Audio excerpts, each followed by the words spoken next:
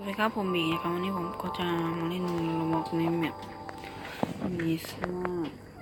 จำลองการหาสมบัติเองเฮียโอ้ยโอเคเขาขุดกันเนี่ย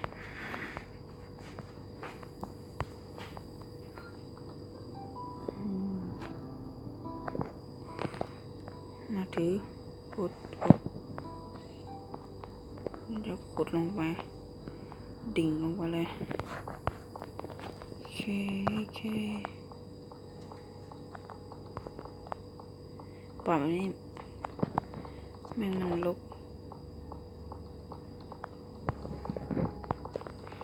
โคตรเยอะว้าวมันกลัวตอนนี้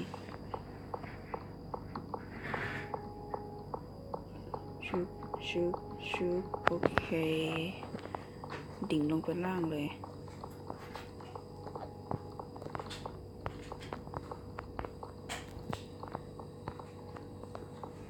มาว่าเราจะกดตรงนี้ใช่ไหม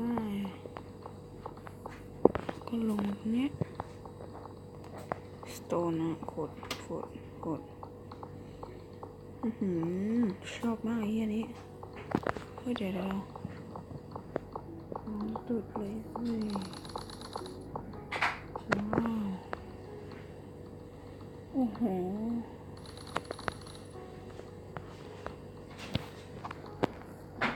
เฮ้ยดูสวยโอ้ยอดไปเลยเฮียดูนะไปเดินนะจะเดินดู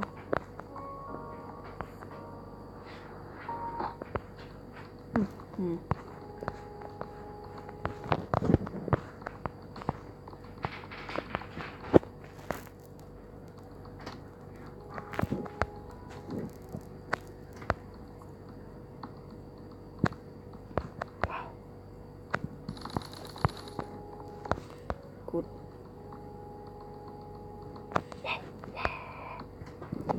จบเลยเนาะจบเลยโอ้โหผมชอบความรวยอย่างนี้อ่ะขดหน้าอ่ะผมชอบมากมาโอ้โหในเกมเราบอกนะสามารถเราเล่นกันได้เลยเนาะโอ้โหคิดแรกเยอะไปไหมโอ้เล่นมิวเซียมไอ้เหี้ยมันอย่ามาลาดกูโอ้โหแบบนี้เต็มเลยเหี้ยดิ่งไปเลย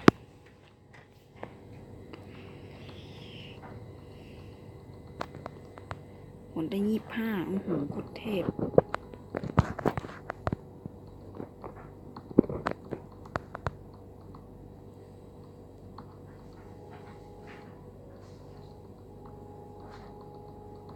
ไอ้เหี้ยจะได้เงินเลยไอ้เหี้ยนี้ไม่หรอไม่นะก็เดี๋ยวมันกุยอ่ะไม่บอกไม่ใช่แต่ฉันโอ้โหกูรู้แล้ว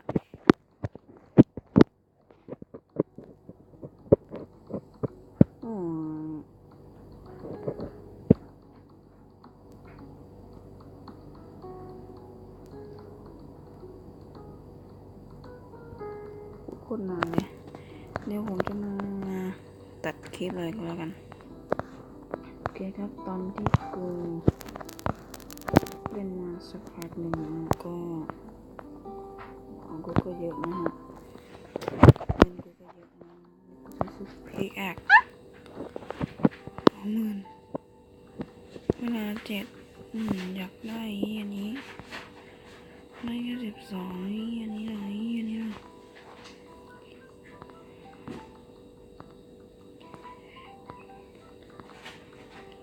แค่4เองโอเคเราซื้อแค่นี้ก่อน ตัดต่อไปตอนซื้อของเสร็จโอเคกูก็เจอหีบทองขุดนานจังวุดเนี่ยโอ้โหก็ไปต่อกูขุดมาได้อีกชั้นหนึ่งมึงดูตรงที่หีบทองตรงนี้พอกดขึ้นมาปุ๊บนี่ก็คือไงโอ้โหไม่อยากถ่ายไลฟ์สตรีมสุดเพราะว่าโอ้ยจะเกลียดคนรักกูพูดเดี๋ยวแป๊บนึงอ๋อเป็นอย่างนั้นก็เมื่อกี้ได้ออกเกมเป็นอะไรเงี้ยโอ้โหเราก็ชื่อนี่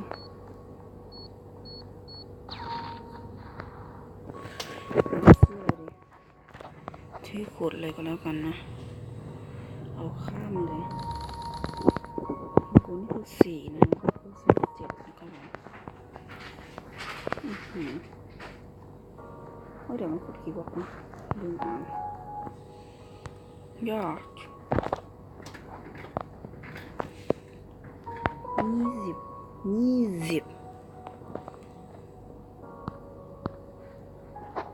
กูอีกคุยกันเดิมจะไม่ได้ก็แล้ว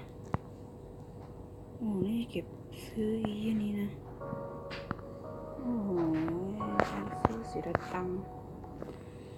ลืมดูเลยเฮ้ยเอ้ยเนาะพูดมาแม่งเอ้ยโอ้โหโซนสีนี้เลยว่างไง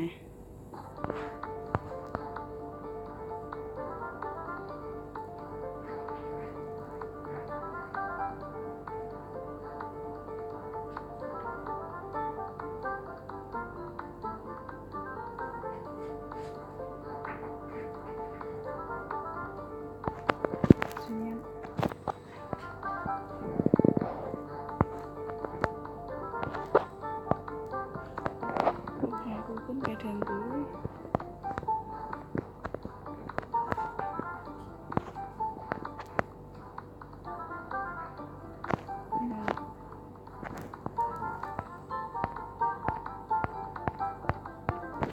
เฮียจะขึ้นได้ไหมเนี่ยโอ้ยเลยเต็ม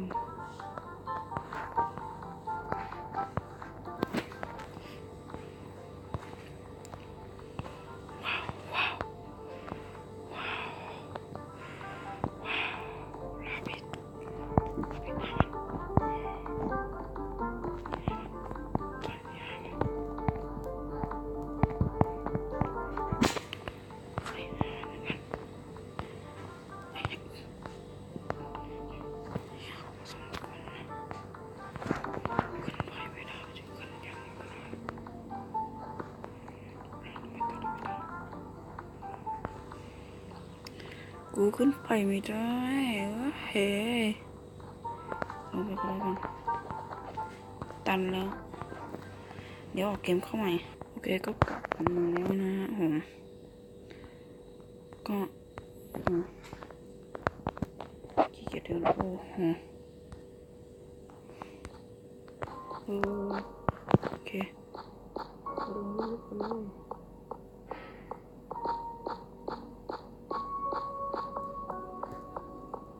Udah,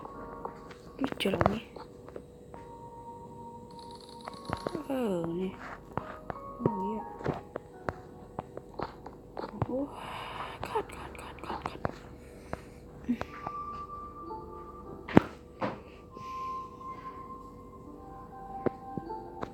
Oh. Yay. Oh iya. Oh, lihat. Oh. Oh. คืออะไรกดอะไรดีกว่าห้องนี้ลองกดข้างหน้าด้วย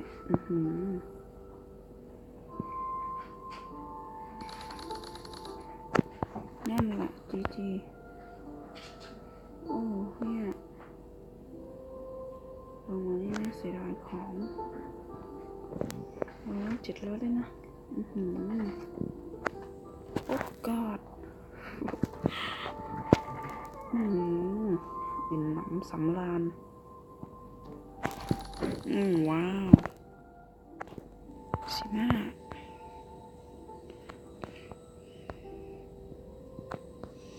เคียโคโอ้กอด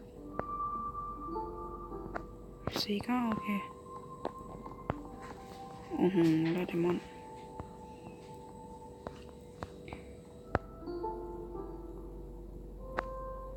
หยุดแค่50โอ้ยเซลคุณเบอร์เซลเฮียครับทั้งออกถึงเข้ามาอีกแล้วนะใช่ปะเนี่ยโอ้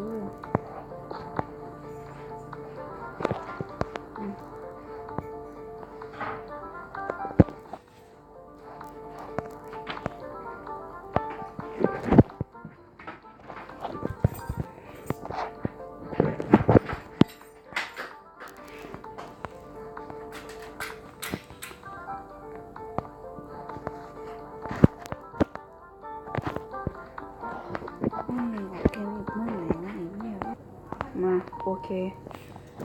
ขายของเลย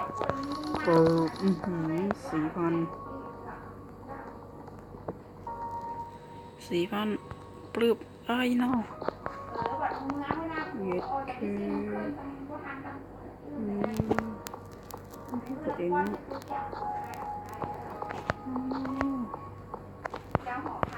มันเซ็ตเหรอ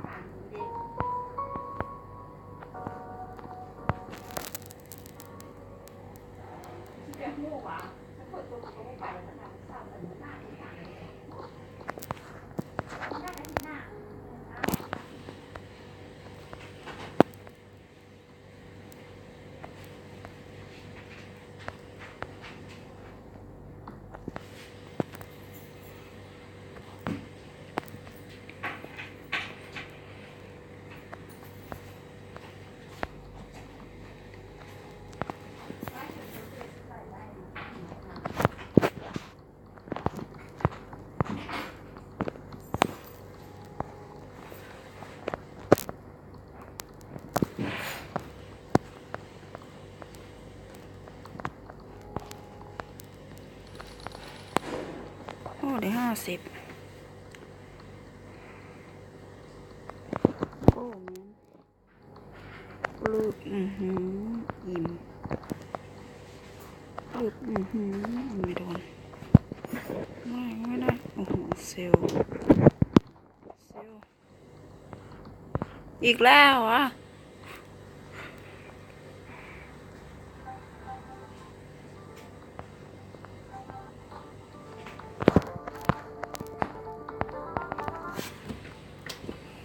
โอเคมาเล่นลัคกี้บ็อกกันเลย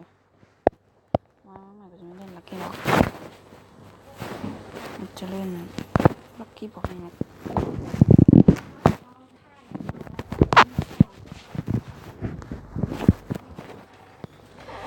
นี่ลัคกี้บ็อกนี่แหละหายก็โคตรเฟี้ยวฟ้าวก็ดองเขาเลยนะฮะก็ลัคกี้บ็อกมาก็จะเป็นอย่างนี้นี่แหละเนาะปลื้บทำตรงนี้แล้วก็พิงโอ้ยดีดอกเลยวะฆ่าคนดังแบบไม่มีของให้คนอื่นซื้อใจเรานะฮะว่าเราไม่มีของ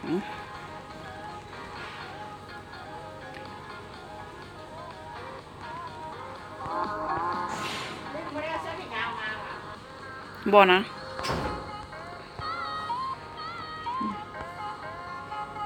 สนใจกูโอ้ยไอ้เหี้ย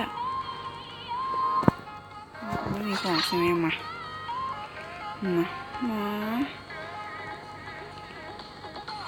เจอคนละนั่น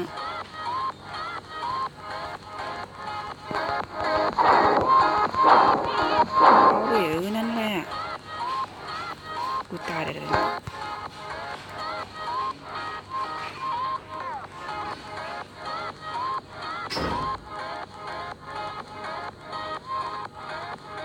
เย้คิดปักต่อหลบตะปูมาทำไมเฮียไม่เอาหรอก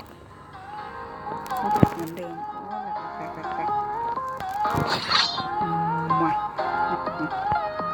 โอ้ยเสียเสีย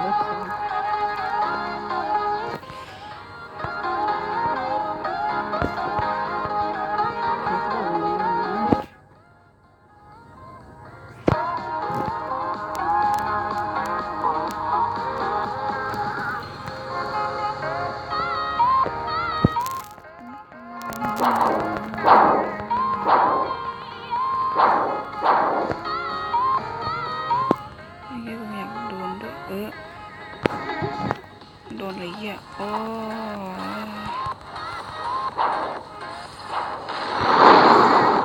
เหี้ย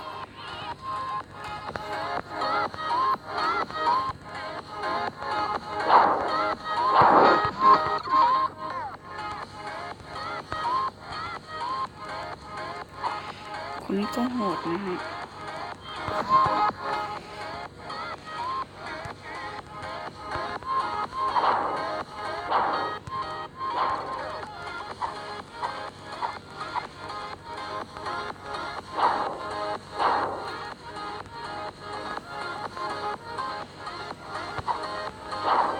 เรียบร้อยนักเอานะฮะของเขาก็ตัวหนักโอ้ยเย่ตรงนั้นมีผู้หญิงตนนะฮะ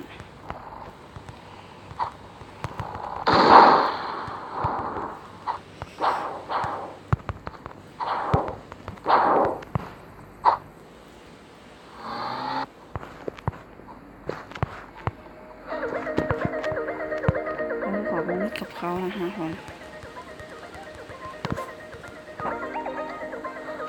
เขาเล่นอะไรกันนะขี้เกียจเดินโดดเลยอย่าโดดขึ้นหมดนี้แล้วก็ติดหน้าตาโอ้โหโอ้ย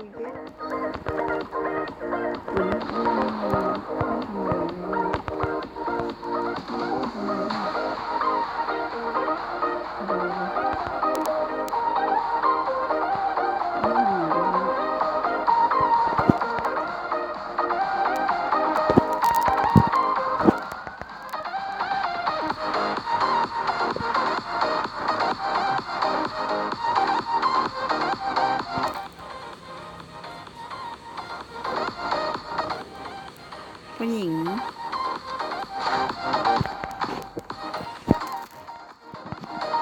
ไอ้โดดโดดกูไหลกูยังไม่ตายโอ้โหระเบิดโต๊ะนี่เป็นระเบิดว่าอะไรไงเกือบตายกูตายเฮียกับดักเก็บกับดัก